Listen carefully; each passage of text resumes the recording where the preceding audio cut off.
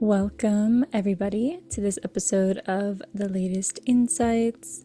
As always, it's such a joy to do these sessions and this time together where I reflect a little bit on the month that has been, what's going on within me, what's going on within my clients, what processes are coming up, what things are happening, and kind of bring it all into this session.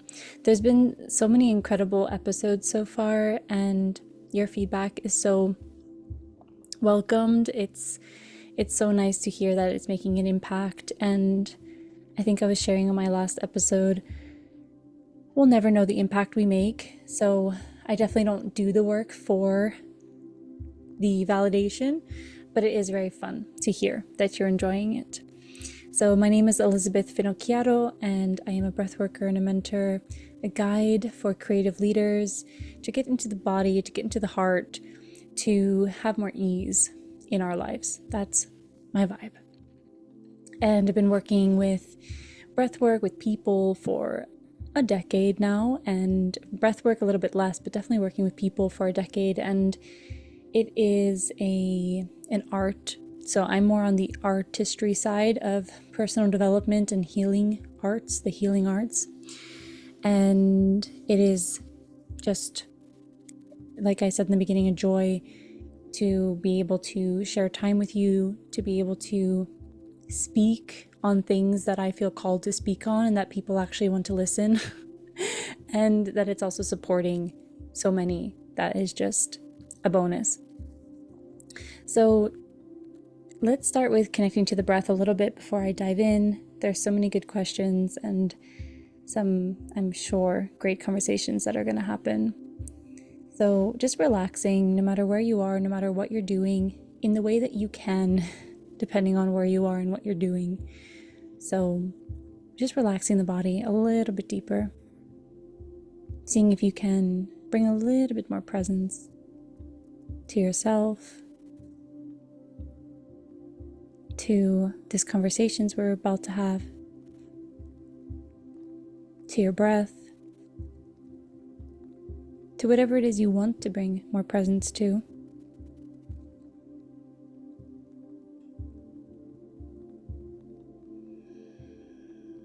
And just see in this moment, can you connect to a breath that feels easier?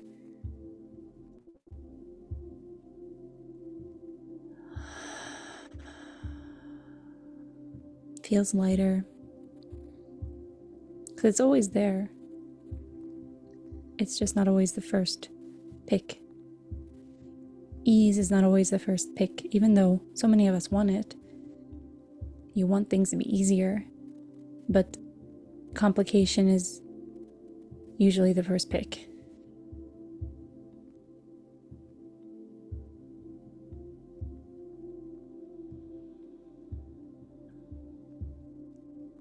So just taking some time to get in the body a little bit, see if you can focus the mind. I notice this is something that is getting harder and harder and harder in this world, is to have a focused mind. It's becoming more difficult.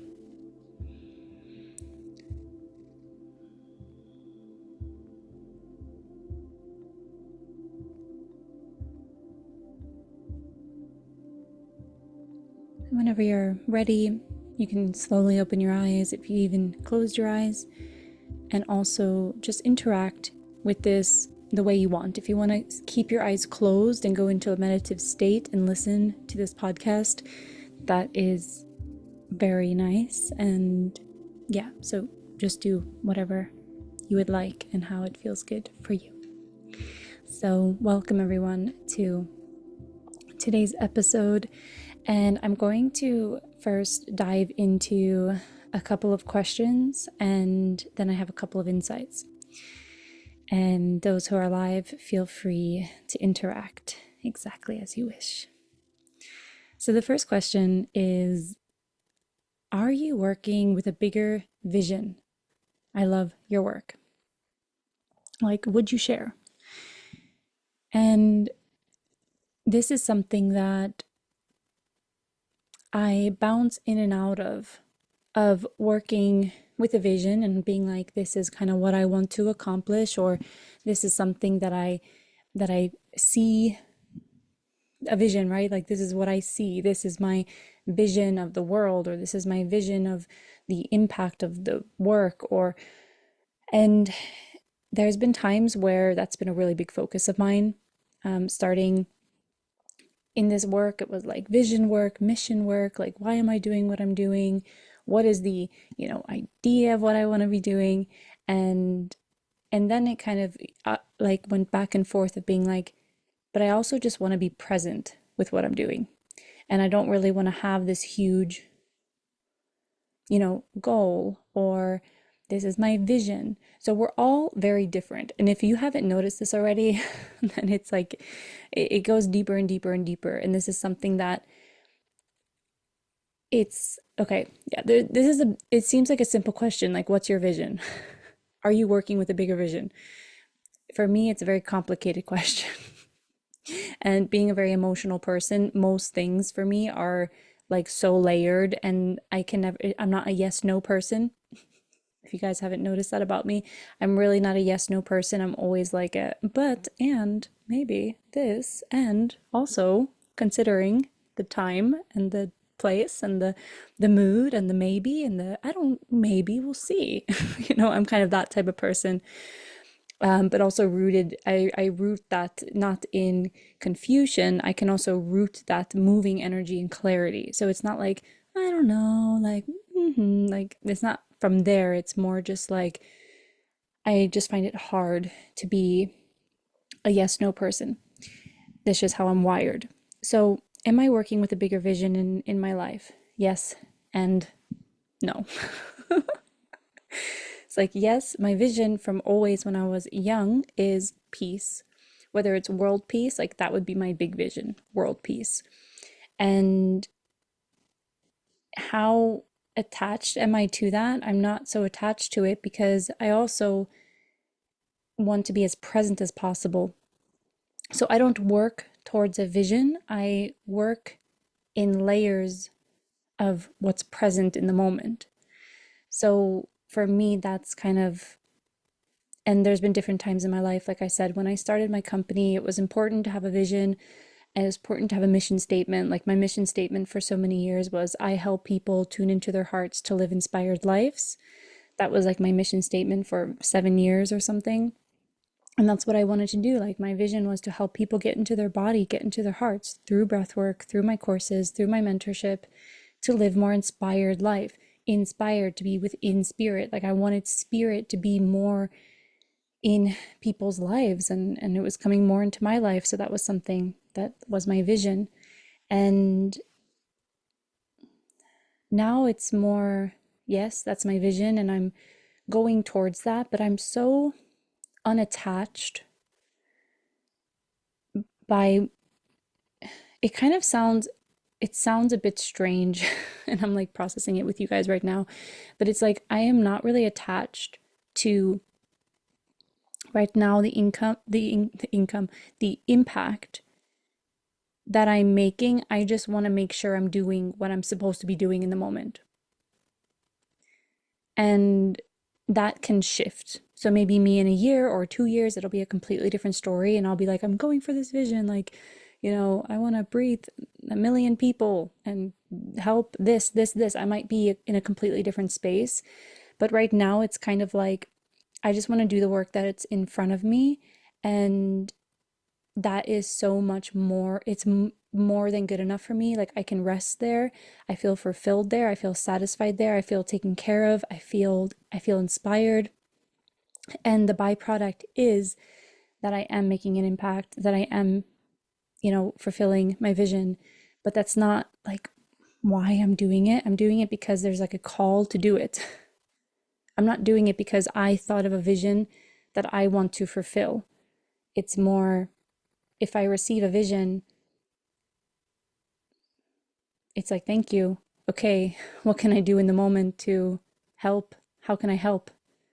That's what I'm more interested in, is like, how can I just help in the moment? What can I do? And not only how can I help, but how can I create? Like, what's fun? what's creative, what's artistic, what do I want? It's like, how can I help and what do I want? So you kind of have this like, what can I give and what can I receive? Like, how can this be fun for me and how can I relieve some sort of pain in the world or create some sort of clarity in the world or, you know, help in some sort of way? So the vision is to have a good time and to help a lot of people. That's kind of the vibe. For me, it's working on all the layers to become what I want to be underneath all the layers I have gotten from living. The true essence of life, yeah. To overcome the resistance that's between me and my vision. All the lessons I have to learn and peel to come there, yeah. To grow and step forward in that purpose. Yeah, so when you create a vision, sometimes you mentally create it because you feel into your body and you're like, what do I want? And I want this and this and this, and that would feel good, or that type of lifestyle, or this type of thing. And sometimes you're given a vision where you're just like, I could not have thought of that if I tried. Like that was definitely given to me. And I have visions that are given to me, like one that's given to me over and over and over again is to work with youth, like to work with children, to work with teenagers. And I've done this before in my career where I've worked with teenagers and it was very giving. And then it got to a point where it just wasn't working at all. Like it just wasn't flowing. And right now in my life, it's not really happening. I mean, it is happening. I have a belief that everything is always happening. So it is happening, but it's not like in the forefront. It's not like, there's no projects going on. But then I always get this like vision, like working with kids, working with children, working with teenagers. So for me, some visions, when spirit gives me visions or feelings, I don't stress too much of being like, how am I going to make it happen? And what do I do? And I kind of just it's like I have what do you call it? Like a bookcase of visions of like, yeah, I'll put that on my bookcase. And it'll come down when I'm supposed to read that book. But just because I was given a book doesn't mean I have to read it right now and go like so deep into it. Because like you shared, there's so many layers and there's so many things that need to happen. And I think a lot of us, we get visions before we're able to actualize them. So I get so many visions about that would be so cool, or at least that you're needed here in the world, or you're wanted here in the world. And my human like reality, it's just not happening. Like it's not happening in the moment, or it's not like I don't have capacity, I don't have energy, I don't know the right person yet. I haven't da da da da da. So you can be given a lot of visions, and I just don't want you to like stress about them and just know that you're on your path. And time is something that you can separate from visions because it's not about like needing to do things right away, and it is an unfolding process of like you'll go full circle when you go full circle. It's nothing to be rushed. So this was not the next question is, it's not really a question, but someone called me an old Indian soul. She said, it's not a question, but you must be an old Indian soul. And that was very nice, and I feel very seen. Even though that I'm Norwegian and Italian, I still feel a very deep connection with a Native American spirit. I feel like I have like a Native American grandfather in my aura or something. It's amazing. Okay, next question. Can breathwork improve immune system? Should we do breathwork when we're sick? And for me, this question, bless your soul. I know who asked this, and I love you so much, and you're in Breathe Live, and you're amazing, and you're doing the work, and you're incredible and intelligent. But this question is like asking if birds can fly.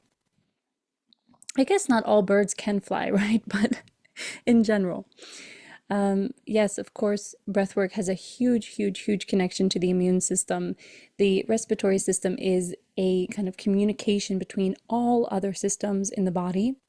So not only are we, through doing breathwork practices, no matter what you're doing, if you're doing rebirthing, if you're doing some pranayama practices, you are bringing more oxygen into your cells, which supports with detoxification, Breathing is the biggest detox channel that we have in the body. Some people think it's going to the bathroom or sweating, but it's actually breathing. So this says a lot about the immune system and being able to flush out toxins in our body. It also is helping, yeah, clearing waste. I think this is such a big part of breath work with immune system, is like clearing the waste. It is also helping with our nervous system, our stress responses, our hormone, is it cortisol, or like our stress hormones, that through regular breathing, and having a breathing practice, we're able to eliminate, or not, maybe not eliminate, but definitely reduce inflammation and balance our nervous system so that we feel safer, that we're not going like fight or flight and being in high states of alertness, which goes into the rest and digest, where we can heal. That's like the frequency of where we heal. I'm on day 5 with the flu and feel I want to do breath work. Yeah, so the doing breath work, so doing rebirthing, conscious connective breathing when you're sick. So rebirthing is meant for many different things. You can get incredible results in all areas.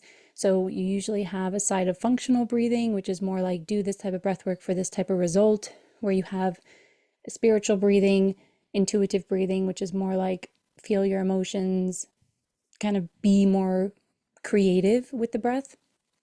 But the funny thing is that they both give the same results. So there's many roads to Rome, and that this is where things get so blurry, because people are like, well, I should do this and I should do that. And I'm like, well, if you do it with the right energy, it'll all bring you to the same place.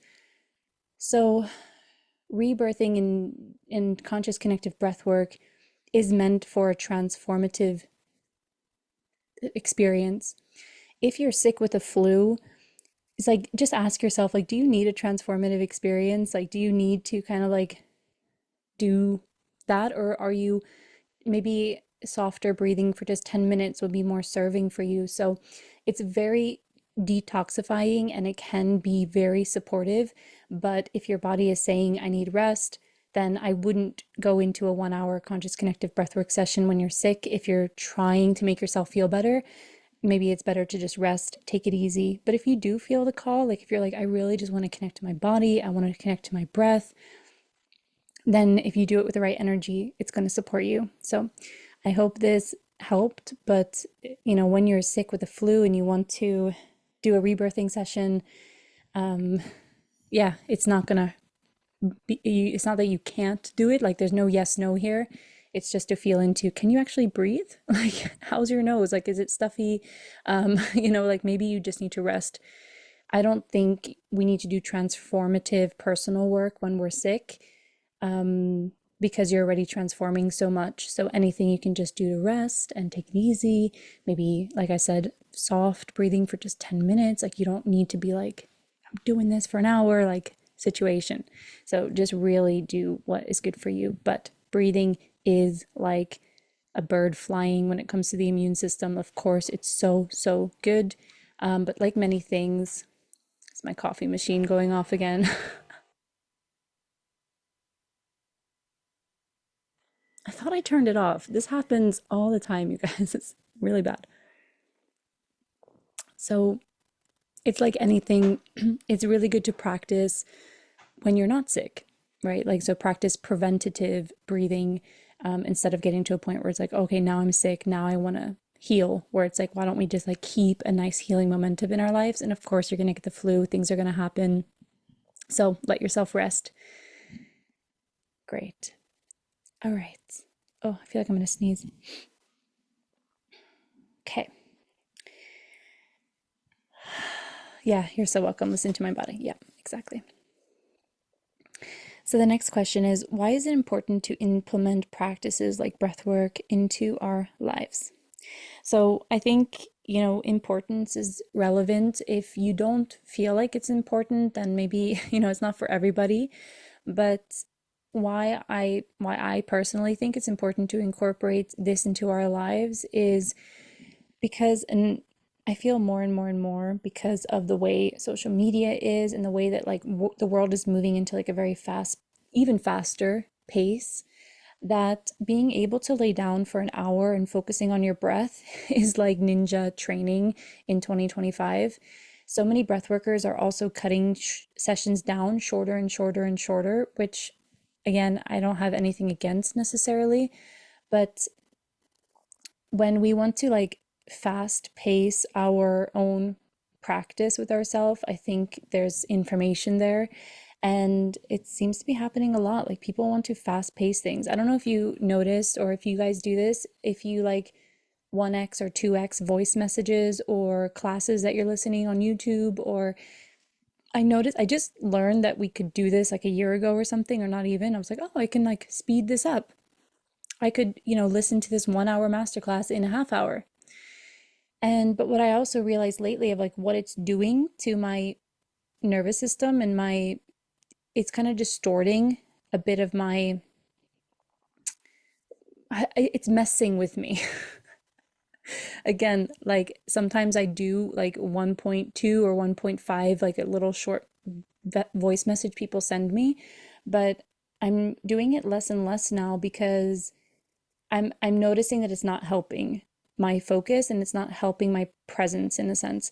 And then with breath work, I also see it that people are maybe making shorter sessions because it's supposed to be manageable and all this stuff. And I totally agree. And sometimes I like shorter sessions, but I think, to be able to have an hour to yourself where you're breathing, you're in your body and you're focused and you're not being disturbed is getting more and more rare.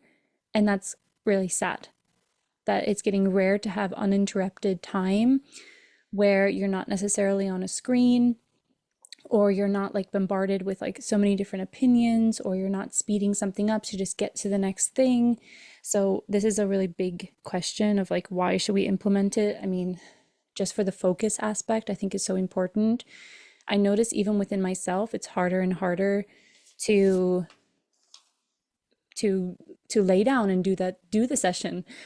Before it was kind of easier, and now it's like I have to kind of really be like, I'm gonna do the session and not focus on what's next, or not like want to speed it up. And then if I was to talk about the mental health and the emotional part of this, it would just be a whole like podcast within itself. Mental health is so freaking important. Self-awareness, being able to be in the body, make decisions from the body, make decisions from your intuition and not your head. So there's so many people, and I work with a lot of leaders and people who are really, doing things in the world, like high performance, different intuitive beings. And it's like, we need to get into the body. Life works when we're in the body. We feel better when we're in the body. We make better decisions when we're in the body. We honor ourselves when we're in our body. And this is what a breathwork practice can do. Keep you more in the body so that you're not just trying to like figure things out. You have to stop like trying to figure it all out. That's my biggest advice. Like, stop trying to figure it out. Feel it out. Love that. Nice. So, next question. I hope you guys are enjoying this for those who are live and listening to the replay. How to be more authentic with beliefs, with beliefs in spirituality, with friends and family. Yeah. Another big question. How to be more authentic. So this is kind of showing that, you want to be more honest. You probably want to take up a little bit more space. You want to be more unapologetic for your beliefs and your spirituality. For me, I'll just share from my own point of view. There's so many points of view. There's so many ways of doing this. Like I said before, we're all so different. For me, the more strong my beliefs get and the more spiritual I get, in one way, the more quiet I get. Because I think true spirituality is connectiveness, like oneness. True spirituality is seeing the spirit in everything and realizing that you are not your personality and you are not your, like, there's so much more than meets the eye. So I am not a confrontational, or it's not confrontational, but like I'm not a convincing type of person. So I don't like to convince people things. Like even in my personal life with family or friends, like if there's a discussion, I'm really not interested in convincing people that my way is right, or but I like to be invited into conversation. So if someone asks me a question, I'm happy to share where I'm at. And I've gotten more and more confident throughout the years to just be where I'm at and not have to like bring anyone to my side or anything like that. So I think this can be so different depending on what you're going through of, are you getting resistance from your friends or your family? Are you feeling like you don't fit in with your friends or your family because of your beliefs, because of your spiritual experiences or your spirituality? But I would say that, when you get strong in your beliefs, you just get stronger in who you are. And for me, who I am is my first communication. It's not what I say, it's not what I do, it's actually who I am, is my first line of connecting and interacting and just making a impact in the room or in a conversation. And I kind of fall back on that. I rest on that, like where I can be in a conversation with someone with completely different beliefs, but I'm I'm just there. Like I have the beliefs of, many beliefs can exist at the same time, and that I don't have to da da da da da, like whatever your beliefs are, like in the presence of this, I am safe. In the presence of that, I can do this. And whatever your beliefs are in the moment, the stronger they get, the stronger they are. And spirituality as well, the deeper that goes, the deeper it goes. So suddenly, um, you don't need to kind of talk about it or necessarily how to be more authentic is just to be more authentic with your own experience, and then you'll see how that kind of ripples out. I love this quote that I mention a lot in my breathwork training and different things, but the more professional you get, the less you intervene in your clients' sessions.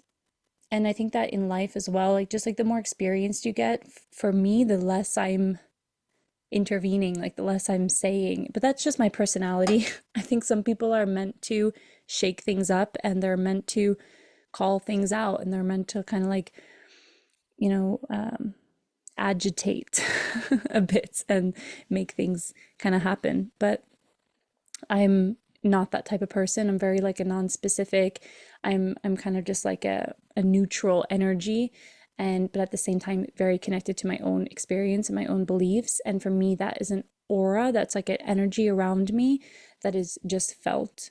And when that gets stronger and stronger, yeah, suddenly your friends and your family, they things change. It's interesting. I remember when, starting this journey with my business and breath work and all these things, and there's some people in my family that maybe are not, definitely not on that path, or not really asking me any questions about my path, or like, because I obviously don't have a normal job. So it's kind of like, you know, I'm doing something very different than many people in my family.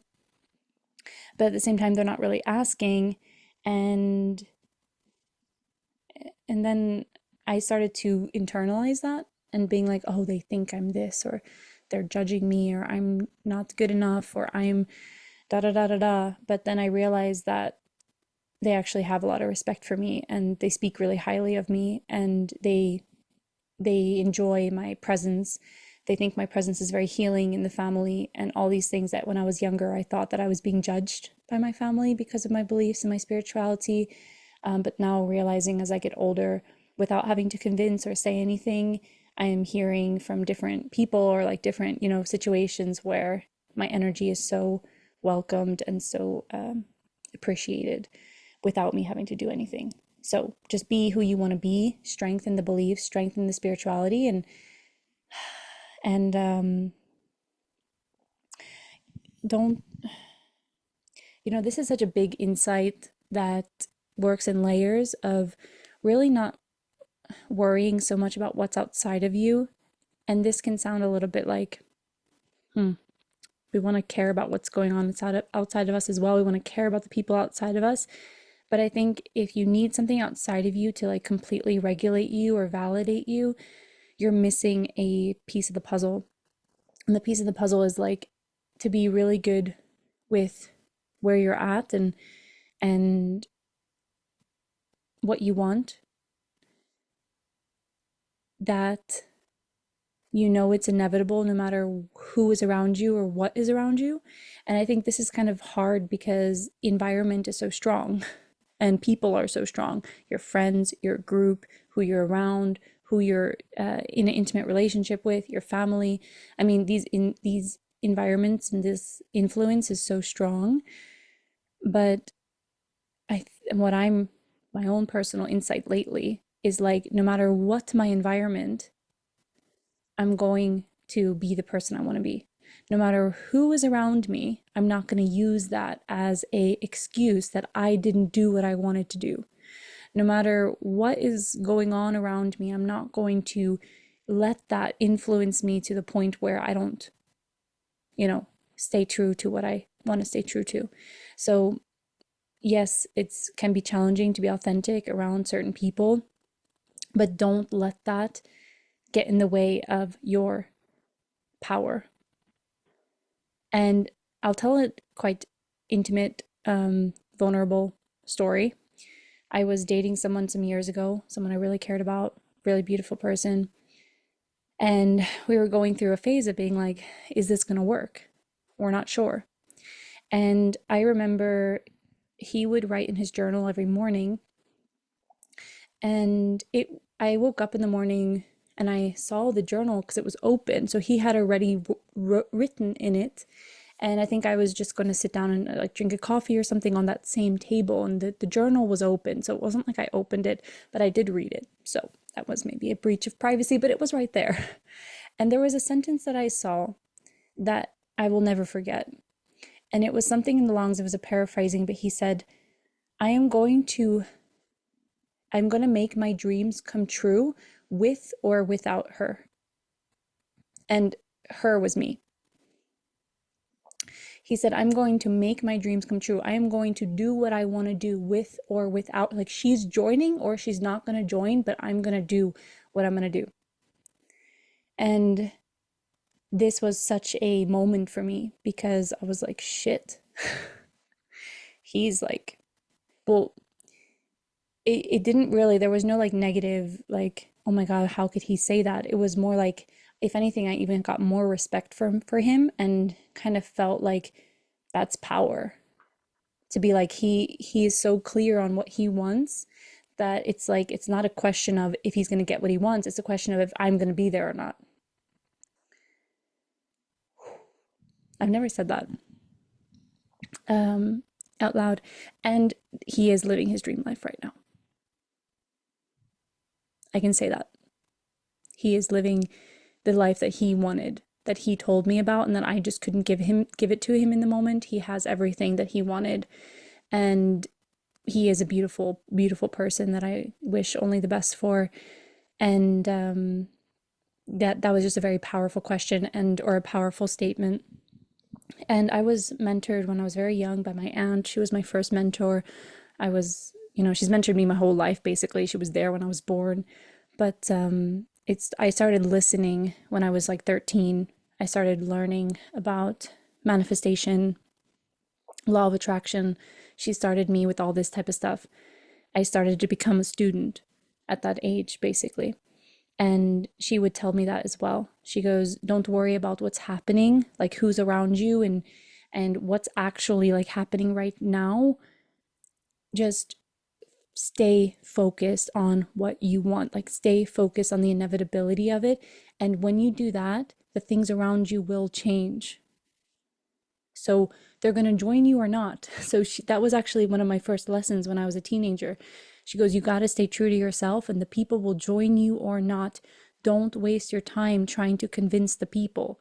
Convince yourself. And then the people will either join or they won't. They'll fall behind or they will come. They will misalign or they will align. And it's not saying like they're not good enough, they're not going to join. Like, I don't think I'm not good enough because I didn't join his dream. I just wasn't supposed to be in the dream. I wasn't supposed to be there. So it's not saying that like I lost and he won. Like we both won. He got his dream and I got to, walk my path of alignment as well. Okay. I don't think I'm going to be able to make it to all the questions actually. When we change and grow, we change AP. I don't know what that meant. But yeah, when there's changes within, don't be surprised when there's going to be changes around you. Our frequency, yeah. So I don't think I'm going to be able to answer all these questions. So maybe I will do a part two, or I don't know what I'm going to do exactly, because I did have some insights that I wanted to share as well. So I know some things have kind of been like dripped in between with the questions, and they've been very great. I wonder if I will answer one more.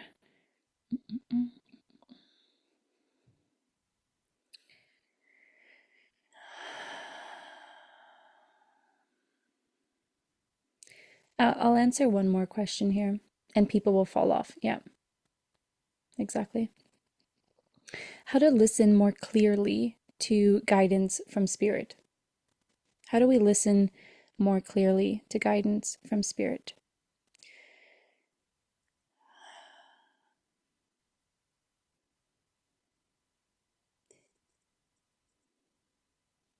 A really good sentence he wrote, so true. Yeah, it was profound. There's a lot of dynamics going in what he wrote, and we are all on a journey, and maybe not always with the same companions. Yeah. Yep. So, how do we listen more clearly? Listening is it's a, I don't know if you'd call it a skill.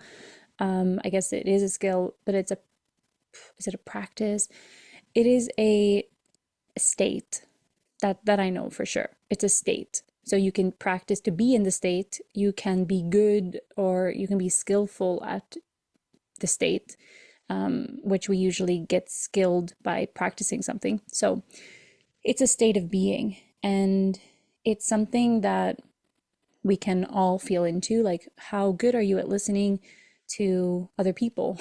So, like, oftentimes, if listening to spirit feels like a big thing, let's bring it down to like a very easy thing of like, how good are you at listening to, what people are saying? Do you always want to, are you just waiting for your turn to speak?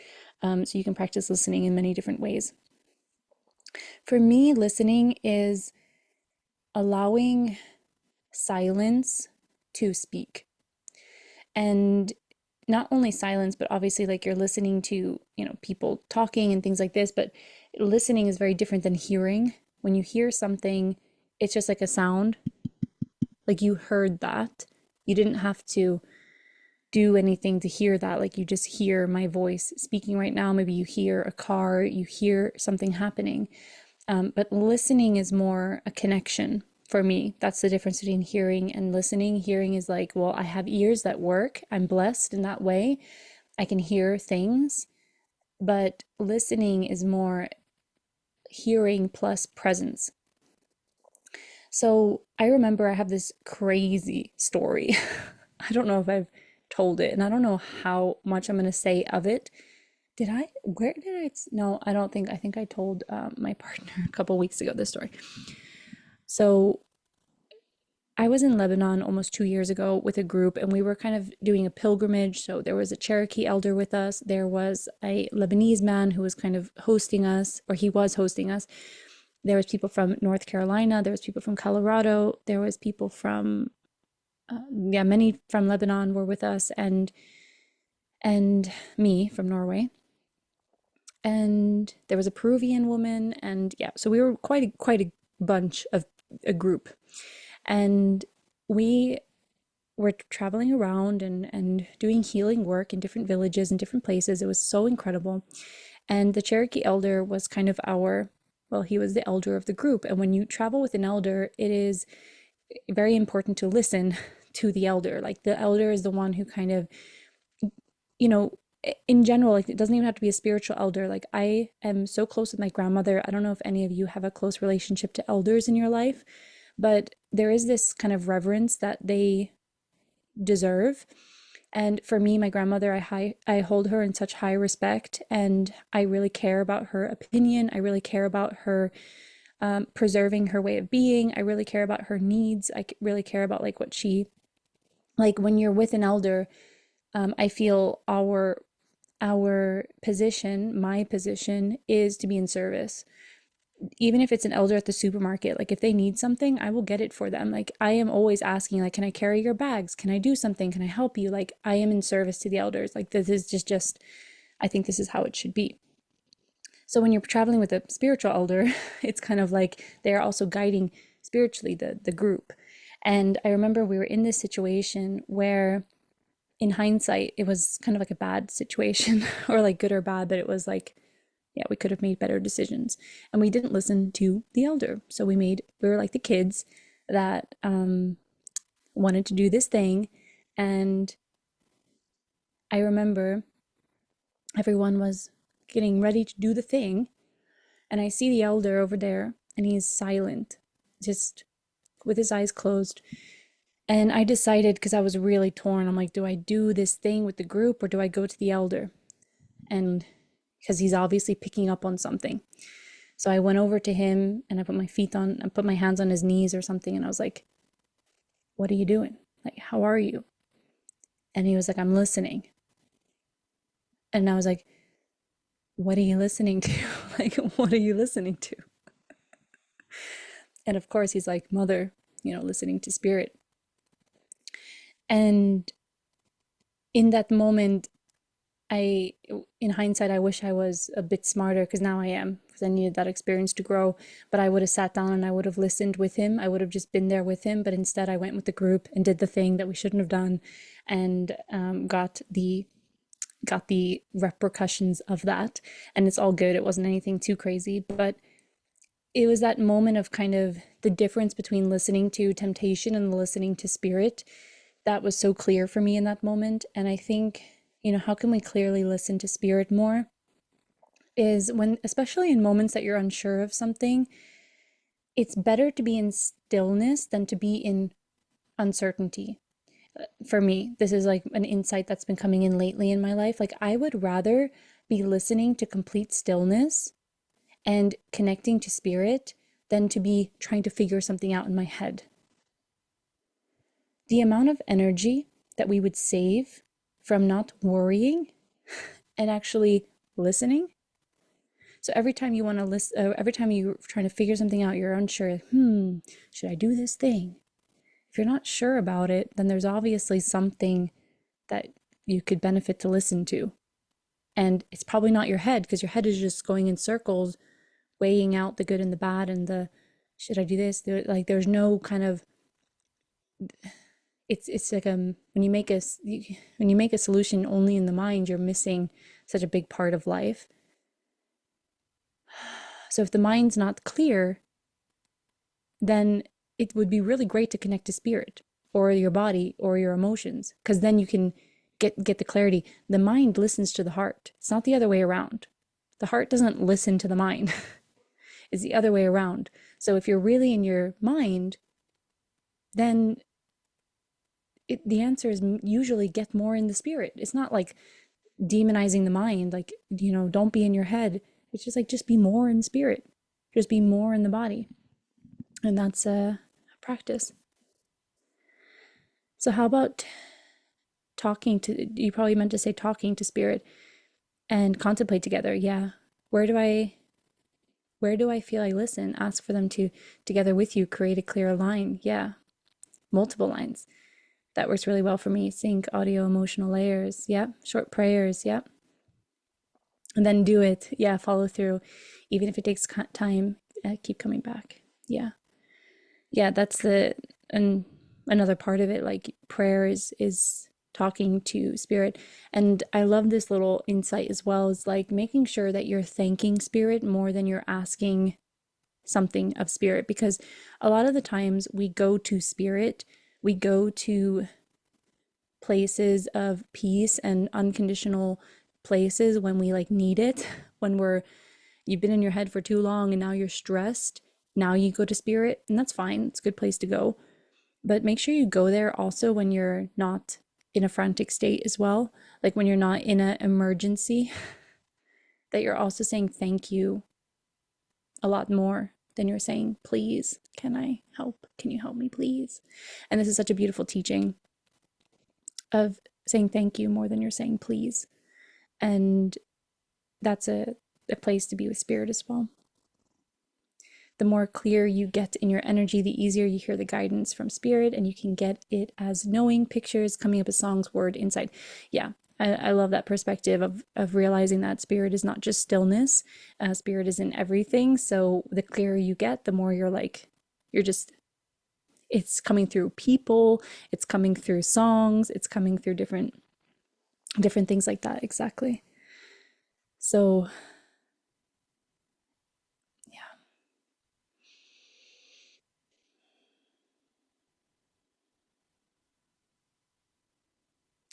stillness is quite masculine in its essence, and movement is more feminine in its essence.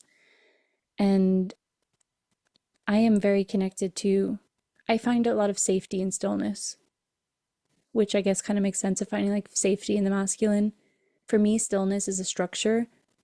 It's a it's a very safe place because my personality is not there, my conditions aren't there, my, like we're not in conditions there. For me, it's very safe. It's very I don't know how else to call it. Movement, on the other hand, is a bit more, why are we moving? What are we doing? Where is it coming from? I think if you can move with more devotional energy, that's more the feminine way of being with spirit. So you dance with gratitude of being alive. You speak in a way that feels, honest for your soul or your heart. You give thanks, or you move and walk on this earth as if you are very proud to live on this earth. And that's a beautiful way to also move with spirit, to be in communion with spirit. It's like more devotional in how you are in the world. And then the stillness is this like resting safety. I don't know if that's making sense.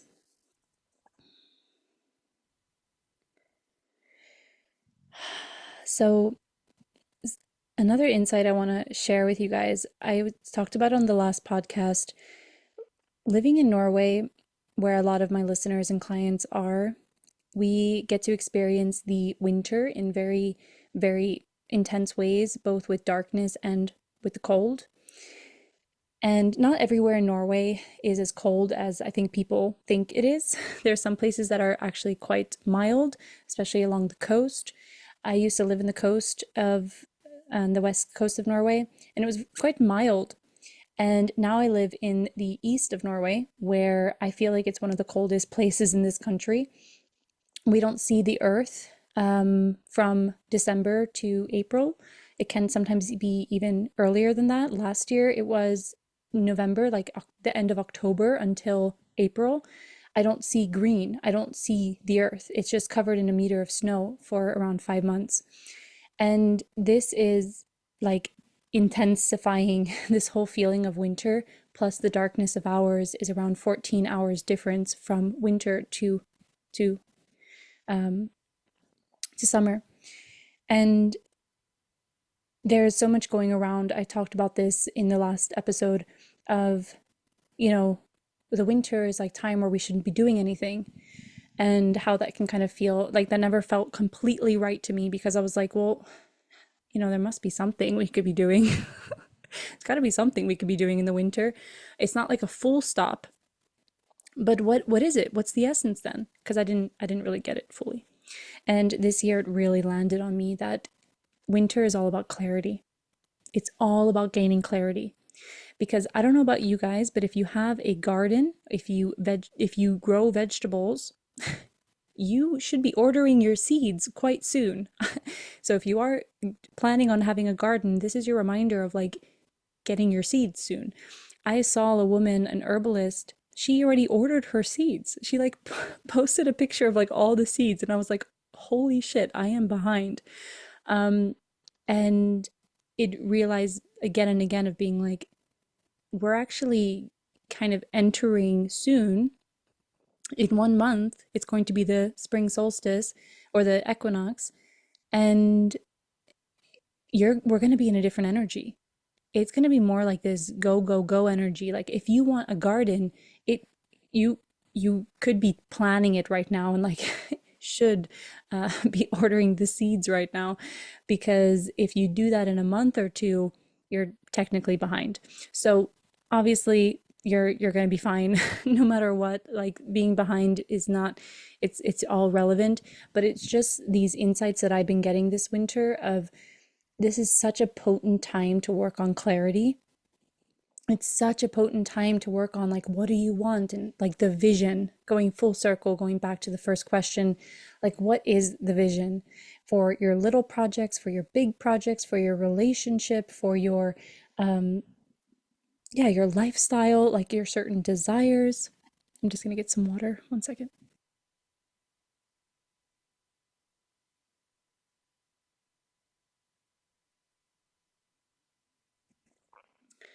It's such a good time for that right now. If we want to go with the seasons, if you want to use this kind of like winter energy to your advantage. So I just wanted to share about that. And for those who are not inside of Breathe Live or know about the ripple effect, I have a Telegram membership that is included inside Breathe Live, but it's also its own thing. It's $29 a month. And every month I do a week of audios. And this month topic is clarity. We just started yesterday, so I'm going to be going with audios all week. The community chat is just so beautiful, full of people with reflections, with questions, with community feeling, and you get all of the other months in there. So I think there's around 8 months worth of topics, 1 week each month. So you can kind of like go through the audios. The audios are anywhere from 6 to 12 minutes, going deeper into many different topics. And it's just such a beautiful place to be, because the ripple effect is all about, you don't need to do big changes in your life. You just need these little perspectives. Like the ripples really do create the waves. That's the vibe in there. And yeah, this week we're talking about clarity. And I'm really bringing this energy of, this is the perfect time. Like, let's get clear on the things that we're moving into this year, the things that we're going to be planting in our actual gardens or our metaphysical garden of life, and how this is such a perfect time to start to clean things up before we enter the spring. And we're going to essentially get to work. It's like the winter was all about rest and clarity, and now moving into the spring, we're going to get to work. Like things are going to speed up, like things are going to be happening. I remember this for the past couple of years, that I don't like to schedule so much in the spring because my calendar just fills up. It's just like poof, like I don't know why, or I do know why, because of the energy, the natural energy of spring. But I just remember feeling that, of being like, I really don't need to overbook myself in the spring because things always just happen. And we want to be ready for that. And now is the time to get ready for that, because it's coming. The ripple effect is so simple yet so profound. Yeah, people are having huge breakthroughs, like one audio, and this is the tagline, or it's not the actual tagline, but this is the energetic tagline of the ripple effect. One sentence can change your life. And I really believe in this, because like I said with that notebook, he wrote one sentence in his notebook and it changed my life. And I'm teaching it, and I said it on this podcast, and it seems like a lot of it landed for you as well, or that sentence landed for you. So that sentence, in whatever year that was, many years ago, made an impact on me, and now it's making an impact on you. And the ripple effect is full of little sentences that I really truly believe that can completely change your perspective on something.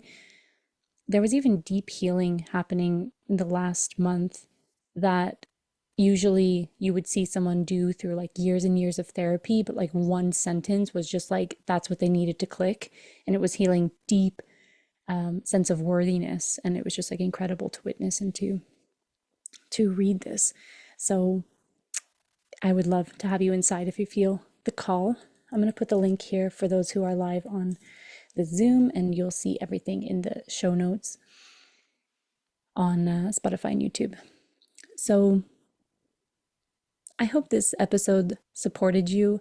And like I said, if there was one sentence here that you felt hit your heart or hit your spirit or kind of solidified something within you that you think is important, then it's worth it. So take this value, take that one sentence, take that one thing, and keep moving in your life. It's not about getting everything from everybody and, needing to suck everything out of it and, getting, it's about, did you listen? Did you get something? And can this impact your life moving forward? So I would love to have you inside any of the offers that you feel if you'd like to continue working with me. But if this podcast supported you as well, feel free to put like a nice little rating or share it. I always appreciate that, and yeah, love hearing from you guys.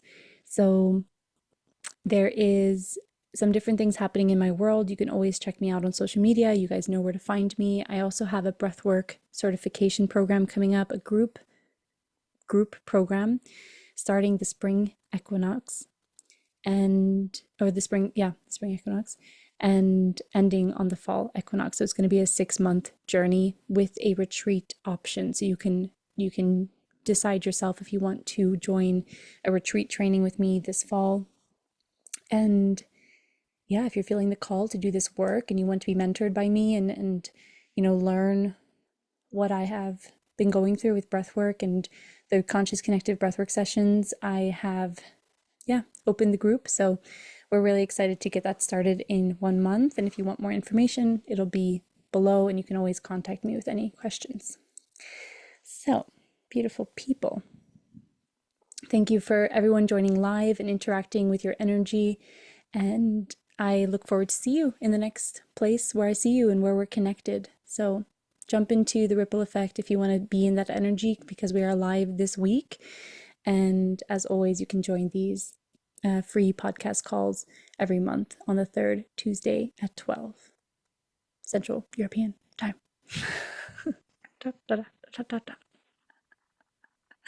Okay, everyone, have a beautiful day and a beautiful life, and I'll see you where I see you. Bye.